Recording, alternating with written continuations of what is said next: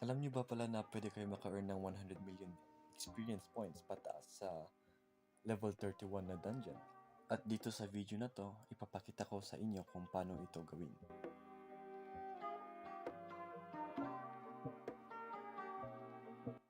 So first of all, punta kayo sa spawn area agad ng mobs. Lapitan nyo para faster na mamatay yung mobs, faster na mag-respawn ulit. So yung habol natin dito is more kills para more experience points na makukuha natin. Gaya sa ginagawa ko dito, pumunta ako agad sa spawn area. Also make sure na kunin mo yung aggro ng mobs at walang lalagpas sa'yo para hindi ma-damage yung wall at makuha mo yung 3 times multiplier for experience.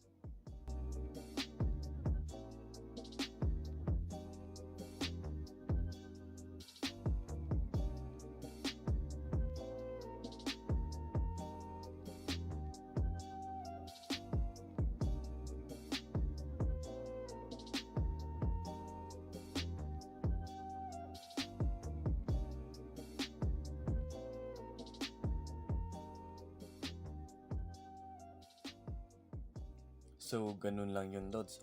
Tignan nyo rin, naka 118 million experience points ako doon in just one run sa level 31 dungeon.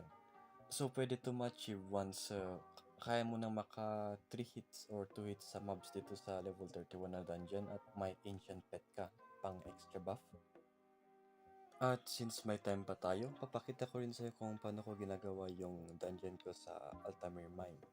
So, dito naman, hindi tayo magkikill ng mobs, kundi diretsong loot lang tayo ng loot, pick up lang yung mga crystals doon.